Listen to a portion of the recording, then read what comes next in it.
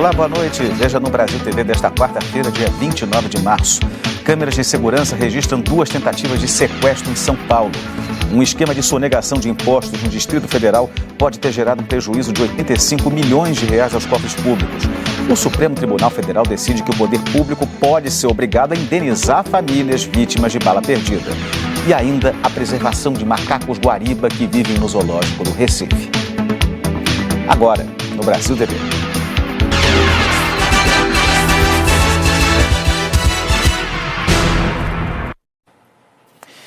Em menos de meia hora, câmeras de segurança registraram 2 tentativas de sequestro em São Paulo. Uma das vítimas caiu no chamado golpe do relacionamento.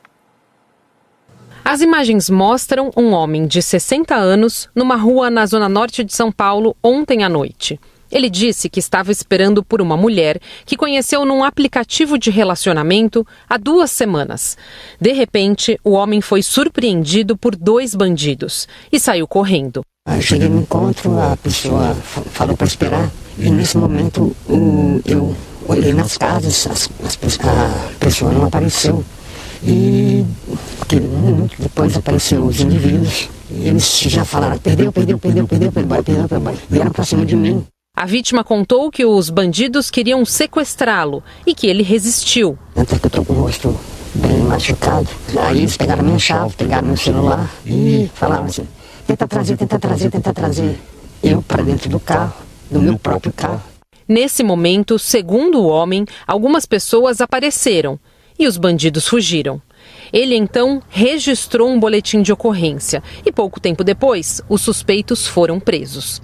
Em menos de meia hora, na mesma região da capital paulista, câmeras de segurança flagraram outra tentativa de sequestro. Os bandidos abordaram a vítima e tentaram colocá-la dentro do carro. O rapaz resistiu. Uma mulher que via a tentativa de sequestro começou a gritar. Os bandidos desistiram do sequestro e fugiram. No ano passado, os crimes de extorsões mediante sequestro no estado de São Paulo aumentaram 143% em relação a 2021.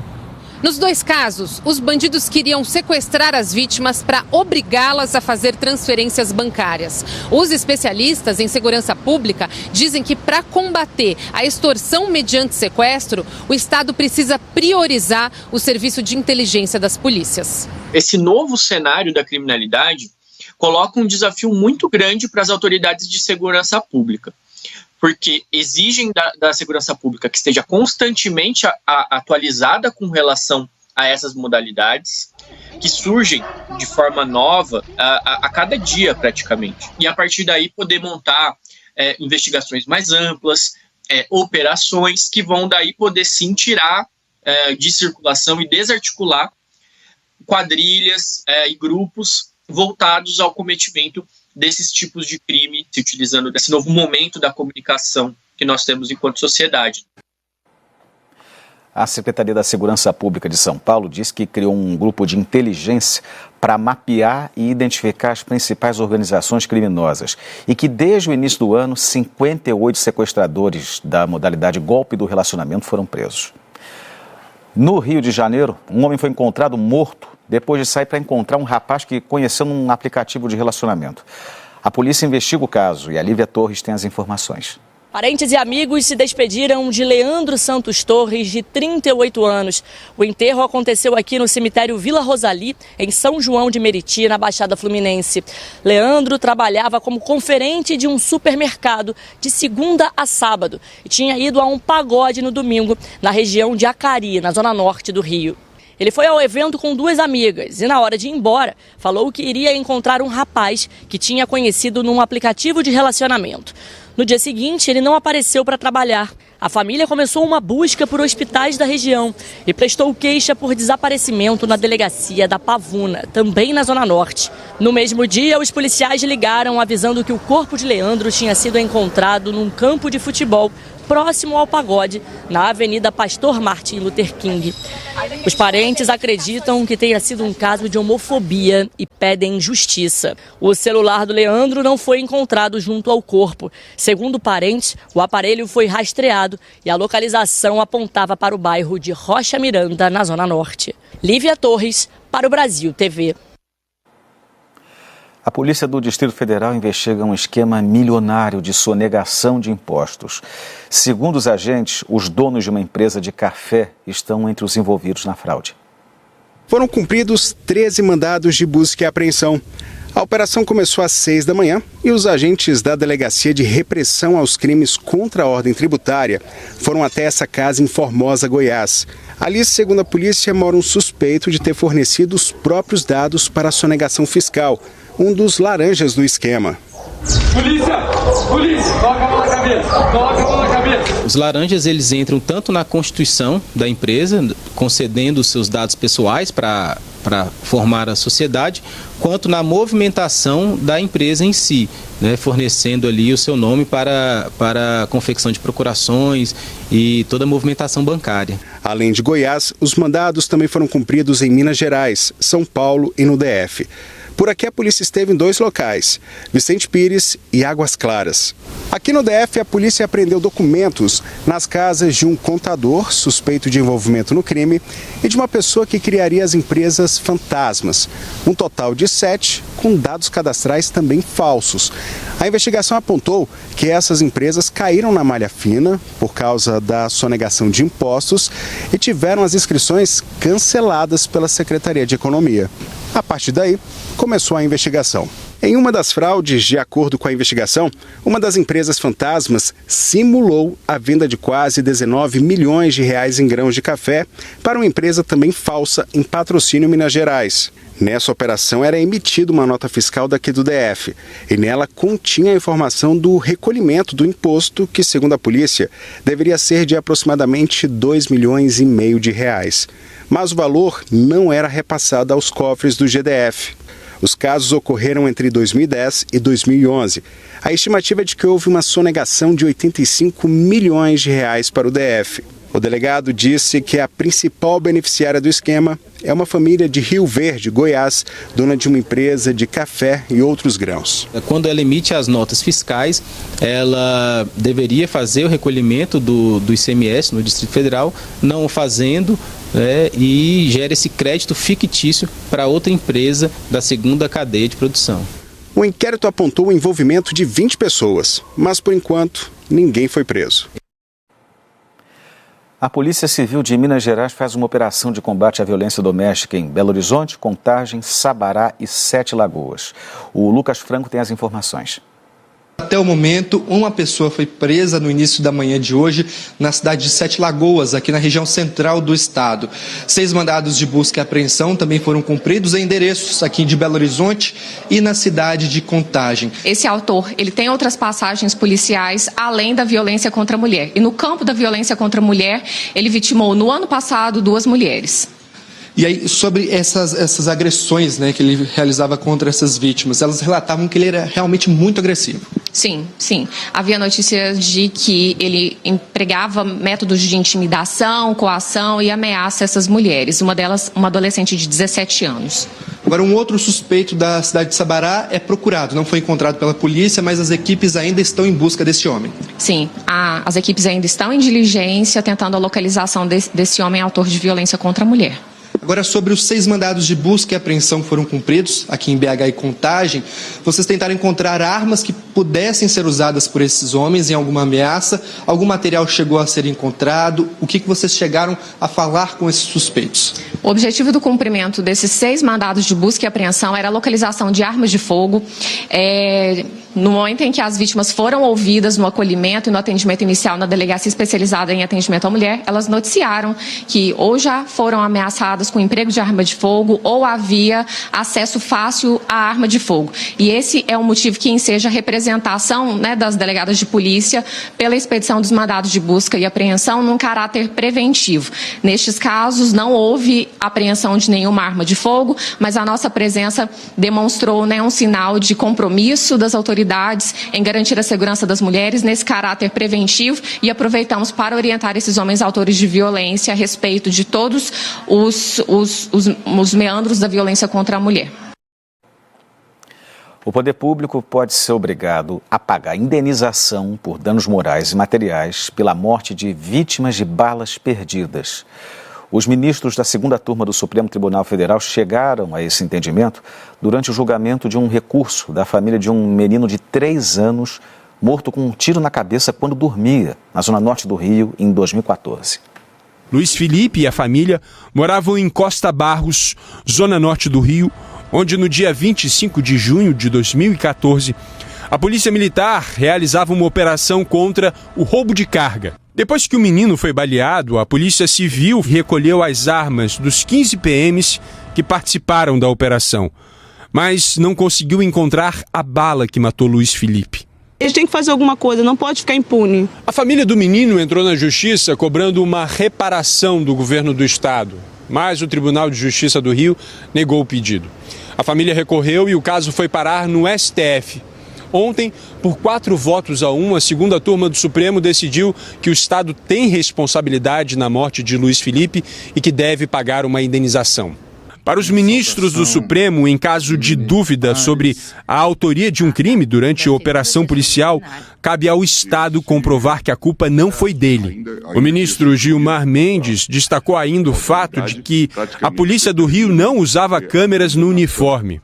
Houve uma fatalidade, houve um homicídio, uma criança na cama dentro de casa. Eu até anoto, presidente, no meu voto, a parte final do meu voto, que os policiais militares não utilizavam câmeras corporais, tampouco foi realizado qualquer tipo de exame balístico apto a esclarecer a dinâmica dos fatos ou a perícia no local do evento lesivo. O ministro André Mendonça, presidente da segunda turma, pediu desculpas à família de Luiz.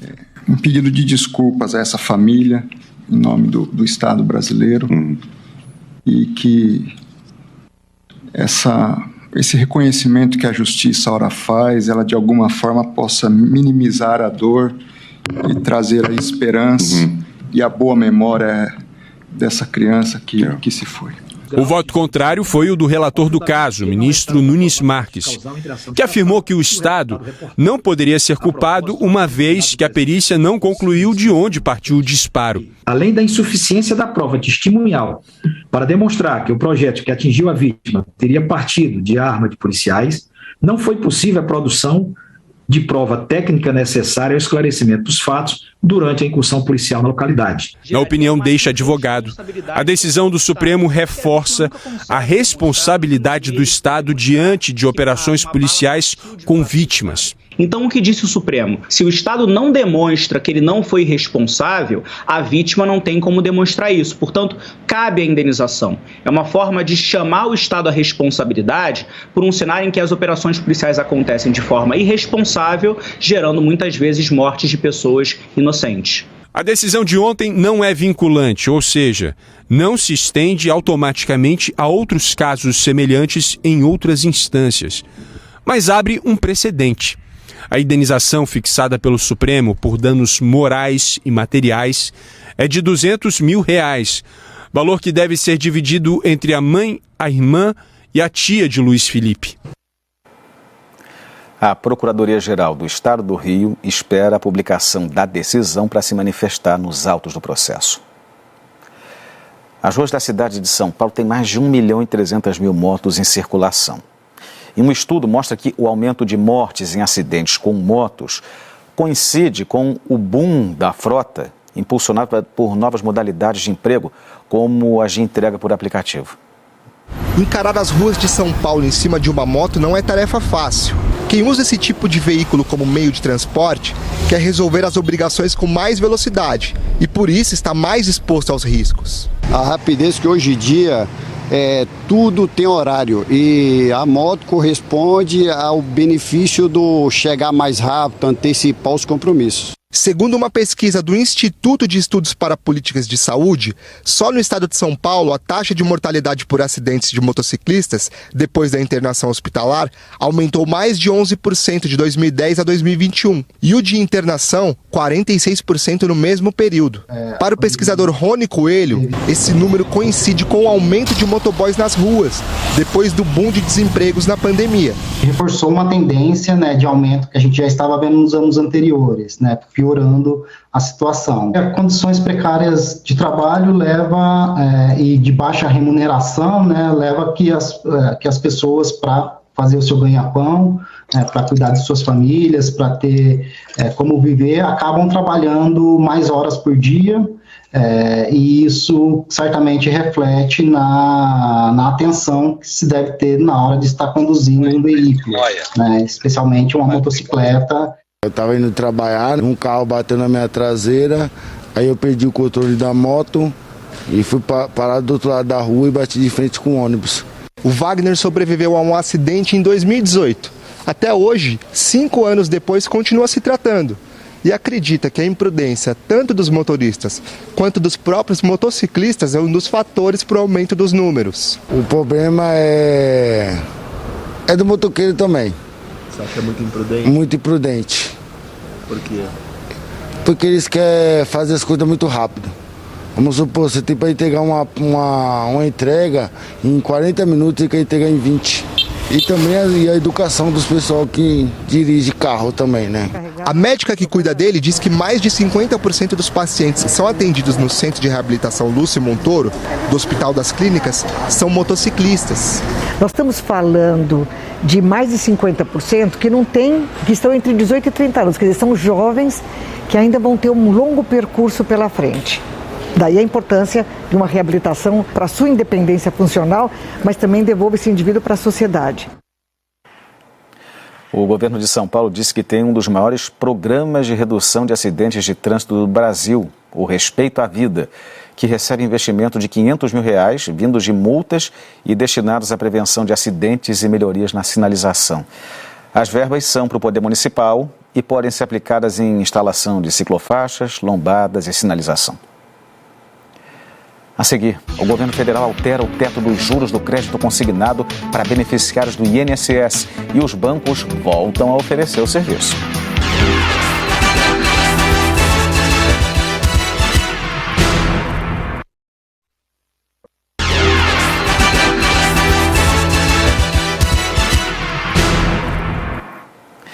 O Brasil TV está de volta com a decisão do governo federal, publicada hoje no Diário Oficial da União, que prorrogou o prazo para o recadastramento de armas de fogo em 30 dias.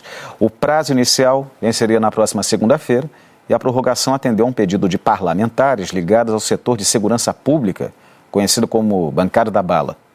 Agora, os donos de arma de fogo vão ter até o dia 3 de maio para recadastrá-las no sistema da Polícia Federal. Esse programa de recadastramento começou em fevereiro. O objetivo é ter um controle do arsenal em circulação no país.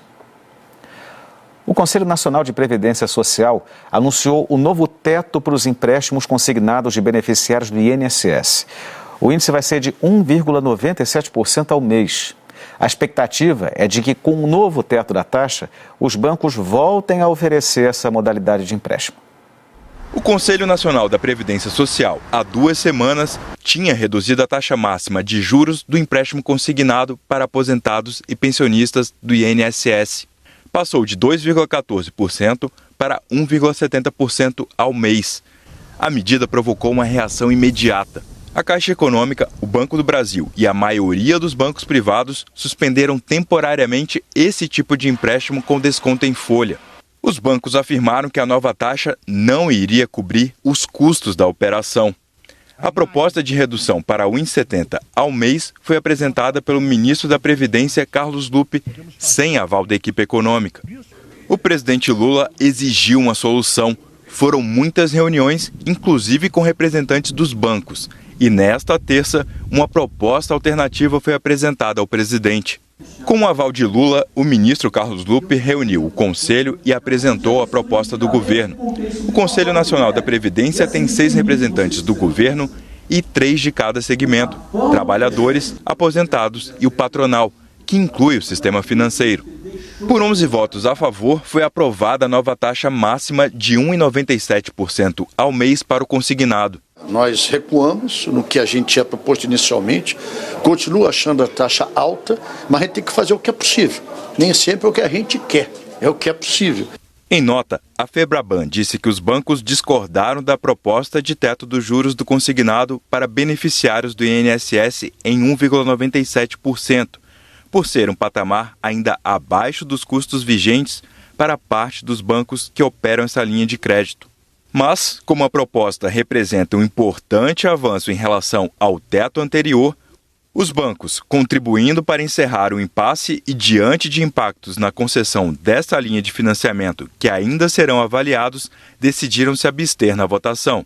E concluiu: caberá a cada instituição financeira, diante de sua estratégia de negócio, avaliar a conveniência de concessão do consignado para os beneficiários do INSS no novo teto de juros fixado pelo Conselho de Previdência. Alguns bancos já anunciaram a retomada dessa modalidade de crédito. Agora, os bancos e o governo vão discutir uma nova política para o crédito consignado do INSS. Isso deve ocorrer já em abril. A ideia é reduzir a renda que o aposentado e o pensionista pode comprometer com o pagamento das parcelas. Hoje, esse índice é de 45%. Agora, olha só essa história. Um macaco foi resgatado numa igreja no Lago Sul, em Brasília, ontem à tarde. O animal foi encontrado no banheiro da igreja. O batalhão ambiental foi chamado para fazer o resgate, mas o bicho deu trabalho para os militares. Como o macaco estava em boas condições de saúde, foi solto em uma mata que fica entre o zoológico e o aeroporto de Brasília. A gente traz agora uma história muito legal de cuidados com os animais, inclusive macaco. Biólogos estão trabalhando para a preservação de uma espécie rara de macaco, o guariba de mão ruiva. No Recife, a família desses macacos está aumentando no zoológico de Dois Irmãos. Menos de 400 gramas, 18 centímetros e uma fofurice sem tamanho. Liz, de apenas 1 mês e meio de vida, carrega a esperança de uma espécie ameaçada de desaparecer do planeta. Os guaribas de mãos ruivas são encontrados apenas na Amazônia e na Mata Atlântica, em grupos cada vez menores. Aqui em Pernambuco só frequentam um endereço. O zoológico do Parque Estadual Dois Irmãos tem essa alegria, né? Tem essa equipe maravilhosa que conseguiu manter esses indivíduos até agora e eu acredito que Liz vai ser o futuro da espécie. Inquieta, curiosa, Liz é festejada como a caçula de uma família que começou a ser formada 12 anos atrás. Os pais, estes dois barulhentos, viviam em cativeiro. Zebu veio da Paraíba, Mica do Ceará. O casal ajudou o zoológico do Parque Estadual Dois Irmãos a conquistar uma façanha. É o único do país que conseguiu reproduzir a espécie. Liz tem um irmão mais velho por parte de pai. Codo tem 1 ano de idade. É um filhotão e está esbanjando energia, não para quieto. No recinto ao lado está a mãe, Bel, que rejeitou o filhote logo que nasceu. Esta é uma tentativa de reaproximação.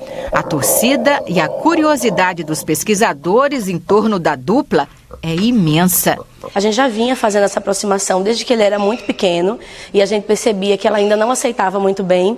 E agora a gente teve a ideia de trazer ela para aqui, para este setor, fora de exibição, e a gente está tendo bem mais sucesso. Então a gente está conseguindo agora abrir o portão para eles. Esse recinto tem portão no meio, facilita muito a gente abrir para eles terem contato e agora a gente está tendo mais sucesso. Cada movimento de Liz também é observado para servir de ensinamento a outros pesquisadores que se dedicam a salvar a espécie. Pelas manhãs, 20 minutos de banho de sol. Uma gaiola cheia de brinquedos para ajudar no desenvolvimento motor e ganhar força muscular. E, claro, mamadeira com leite sem lactose, que ela adora. Ah, e tem que pôr para arrotar depois. Assim como todo bebê, A Liz exige cuidados especiais. Ela tem que tomar mamadeira de 2 em 2 horas. E quando nasceu, mamava de 1 em 1 hora. Como ela é uma filhotinha rejeitada sem a mãe, quem faz esse papel agora é a Fernanda. Noite sem dormir? Mais de um mês já, sem dormir direito. De 1 em 1 hora no começo e depois 2 em 2. É assim que está sendo agora. E se não mamar na hora certa, ela reclama? Ela chora igual um bebê.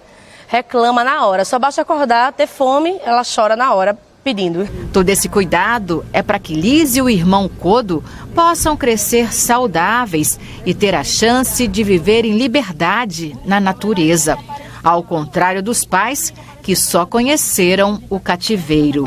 A filhote cercada de afeto é a certeza de que existe esperança para os guaribas de mãos ruivas. Eu espero que dê tudo certo, assim como o outro filhote, né? A gente tem uma grande perspectiva agora, a gente teve um machinho da outra vez e agora uma fêmea, que é muito importante para a gente formar esse casal e a gente ir ajudando na conservação desses animais, né? Que beleza, vida longa para a Liz. O Brasil TV fica por aqui. Outras notícias logo mais no Jornal Nacional às 8h30 da noite, hora de Brasília. Uma ótima noite e até amanhã.